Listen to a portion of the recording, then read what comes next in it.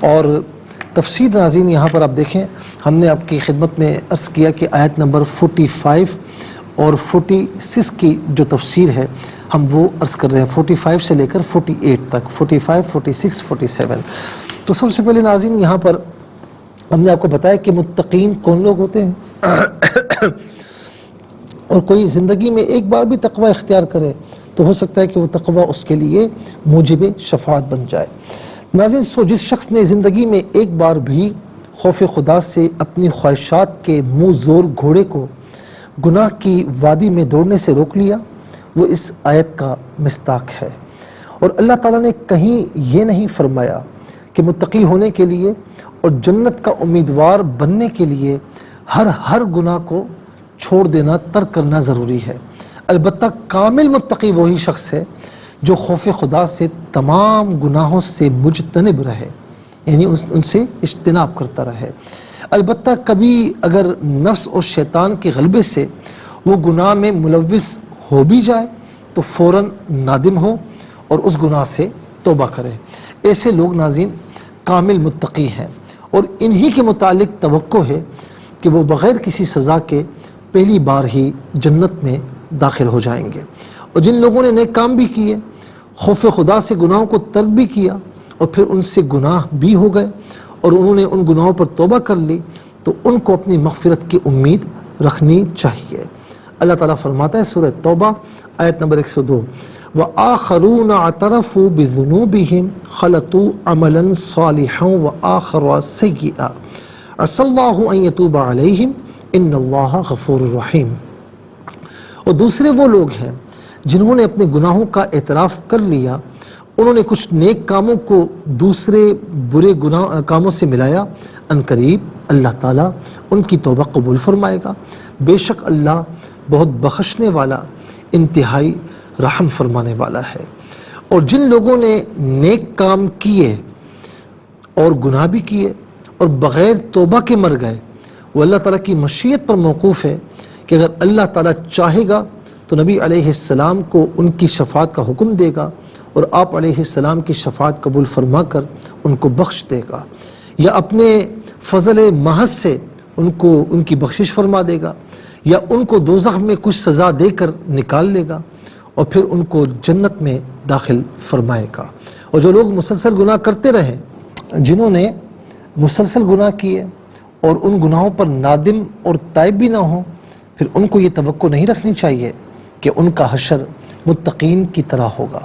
اللہ تعالیٰ قرآن کریم میں سورہ جاسیہ کی آیت نمبر 21 میں 21 میں ارشاد فرما رہا ہے، ام حسب الذین اجترحوا السیئات ان نجعلہم کالذین آمنوا وعملوا الصالحات سواء محیاہم ومماتہم ساء ما یحکمون۔ سورہ جاسیہ آیت نمبر 21، جن لوگوں نے گناہ کیے ہیں کیا انہوں نے یہ گمان کر لیا ہے کہ ہم انہیں ایمان لانے والوں اور نیک اعمال کرنے والوں کی مثل کر دیں گے کہ ان کی زندگی اور موت برابر ہو جائے؟ وہ کیسا برا فیصلہ کرتے ہیں۔ اور یوں اللہ تعالیٰ مالک الملک ہے، وہ چاہے تو ایک پیاسے کتے کو پانی پلانے پر اور راستے سے کانٹے ہٹا دینے پر ساری زندگی کے گناہوں کو معاف فرما دے، اور وہ چاہے تو ایک بلی کو بھوکا رکھنے پر دوزخ میں ڈال دے۔ وہ جس کو چاہے معاف کر دے، جس کو چاہے عذاب دے، یہ اس کی مشیت ہے۔ ناظرین و سامعین، اب اس کے بعد اگلی آیت کریمہ ادخلوها بسلام آمنین۔ اچھا، پھر اس میں یہ بھی ہے جنات و عیون، کہ بے شک متقین جنت میں ہوں گے اور عیون یعنی چشموں میں ہوں گے۔ ادخلوها بسلام آمنین، پھر فرمایا کہ ان سے کہا جائے گا کہ تم ان میں بے خوف ہو کر سلامتی کے ساتھ داخل ہو جاؤ۔ اب یہاں چشموں، سلامتی اور امن، یہ تین چیزیں جس کا ذکر ہے، عیون اور پھر سلام اور آمینین، تین چیزیں، چشمے، سلامتی اور امن کے ساتھ۔ علامہ قرطبی نے لکھا کہ چشموں سے مراد ہے پانی، شراب جو پاکیزہ شراب ہوگی، دودھ اور شہد کے دریا۔ اور علامہ ابن جوزی نے لکھا کہ اس سے مراد شراب، سلسبیل اور تسنیم کی نہر مراد ہے۔ ان سے کہا جائے گا کہ تم سلامتی کے ساتھ جنتوں میں داخل ہو جاؤ۔ اس کی تفسیر میں تین اقوال ہیں۔ نمبر ایک، دوزخ سے سلامتی اور حفاظت کے ساتھ جنتوں میں داخل ہو جاؤ۔ نمبر 2، ہر آفت سے سلامتی کے ساتھ داخل ہو۔ نمبر 3، اللہ تعالیٰ کے سلام کے ساتھ داخل ہو، اور ان سے کہا جائے گا کہ تم امن اور بے خوفی کے ساتھ داخل ہو جاؤ۔ اس کی تفسیر میں بھی 4 اقوال ہیں۔ نمبر 1، اللہ کے عذاب سے بے خوف ہو کر داخل ہو جاؤ۔ نمبر 2، جنت سے نکالے جانے سے بے خوف رہو۔ نمبر 3، اب موت سے بے خوف ہو جاؤ کہ موت آنے والی نہیں ہے۔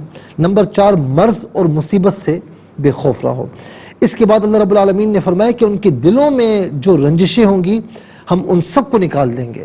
ناظرین و سامعین، یہ بات یاد رکھیں کہ جس طرح دنیا میں کسی سے بندہ ناراض ہو جاتا ہے، کسی کے لیے بغض، عداوت، حسد، کینہ دل میں ہوتا ہے، بعض اوقات چاہتے ہوئے بھی ہوتا ہے، بعض اوقات نہ چاہتے ہوئے بھی ہوتا ہے، لیکن قرآن کریم میں ہے کہ جب یعنی جنت میں ان کو داخل کر دیا جائے گا تو پھر ان کے دلوں سے ہر قسم کا بغض، عداوت، حسد، کینہ، رنجشیں ساری دور فرما دے گا، اور وہ اس میں بھائی بھائی بن کر رہیں گے۔ کوئی دشمنی نہیں ہوگی، کوئی لڑائی جھگڑا نہیں ہوگا، کوئی شیطانی کام نہیں ہوگا۔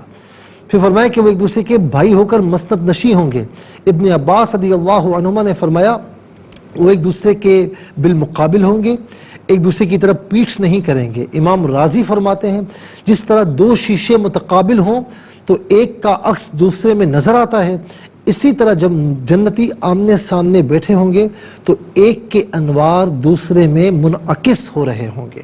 ناظرین و سامعین، اس کے بعد آ جائیے آیت نمبر جو ہے وہ 48 پر، کہ آیت نمبر 48 میں اللہ رب العالمین نے یہ جو فرمایا کہ ان کے دلوں میں کوئی رنجشیں نہیں ہوں گی، کچھ بھی نہیں ہوگا۔ پھر یہ فرمایا کہ لا یمسہم، آیت نمبر 48 میں لا یمسہم فیہا نصب وما ہم منہا بمخرجین، ان کو وہاں نہ کوئی تکلیف پہنچے گی اور نہ وہاں سے نکالے جائیں گے۔ اب ساری تکلیفیں دنیا ہی میں ہیں، ساری چیزیں، یہ رنجشیں، یہ سب کچھ دنیا میں ہے، لیکن جب آخرت میں ہوگا نا تو پھر ناظرین کوئی کام کرنے سے کوئی تھکاوٹ محسوس نہیں ہوگی، اور پھر دوسری بات ہے کوئی مصیبت پریشانی نہیں آئے گی، اور تیسری بات وہ ہمیشہ اس میں رہیں گے، یعنی جنت میں رہیں گے۔ یہاں پر کبھی کوئی خوشی آتی ہے نا تو ہمیں یہ دل میں ہوتا ہے کہ یہ خوشی چھن نہ جائے، پتہ نہیں یہ خوشی کے دن کتنے ہوں گے، پھر غم شروع ہو جائے گا، پھر مایوسی کے بادل جو ہے وہ منڈلانا شروع ہو جائیں گے، پھر فلاں تکلیف آ جائے گی۔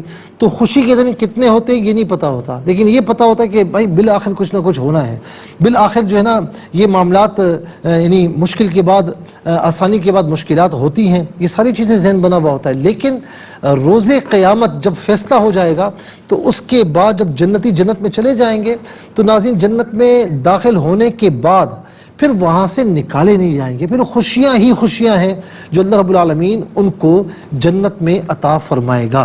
پھر اس کے بعد ذرا دیکھیں کہ آپ میرے بندوں کو یہ بتا دیں کہ بے شک میں بہت بخشنے والا نہایت مہربان ہوں، اور یہ کہ میرا عذاب ہی دردناک عذاب ہے۔ 2 چیزیں فرمائیں کہ اے میرے محبوب نبی عبادی انی انا الغفور الرحیم وَأَنَّ عَذَابِي هُوَ الْعَذَابُ الْعَلِيمُ، 2 چیزیں بیان فرمائیں کہ میرے محبوب ان بندوں کو بتا دیں کہ بے شک بخشنے والا کوئی اور نہیں، بخشنے والا میں ہی ہوں، مہربان بھی کوئی اور نہیں، مہربان بھی میں ہوں، اور یہ کہ میرا عذاب ہی دردناک عذاب ہے۔ اب ناظرین اس میں مفسرین نے جو فرمایا کہ پہلے اللہ تعالیٰ کی جو اللہ تعالیٰ نے نبوت پر دلائل دیے، پھر اس کے بعد توحید کو ثابت فرمایا، پھر قیامت کے جو احوال ہیں اس کو بیان فرمایا۔ پھر اس کے ساتھ ناظرین یہاں پر یہ ہے کہ اللہ تعالیٰ کے بندوں کی 2 قسمیں ہیں، متقی اور غیر متقی۔ اب ظاہر ہے کہ یہ ایک تسلسل کے ساتھ اللہ رب العالمین نے توحید پر، پھر نبوت پر دلائل دیے، توحید کو ثابت فرمایا، قیامت کے احوال بیان فرمائے، اپنے نبی علیہ السلام کی رسالت کو، پھر ابراہیم علیہ السلام کا واقعہ۔ اچھا اب یہاں پر فرمایا کہ بندوں کی 2 قسمیں، متقی اور غیر متقی۔ پہلے اللہ تعالیٰ نے متقین کا ذکر فرمایا تھا، اس آیت میں اللہ رب العالمین نے غیر متقین کا ذکر فرمایا۔ اس آیت میں اللہ تعالیٰ کا خاص لطف و کرم یہ ہے کہ بندوں کی نسبت اپنی طرف فرمائی کہ محبوب آپ میرے بندوں کو فرما دیجیے۔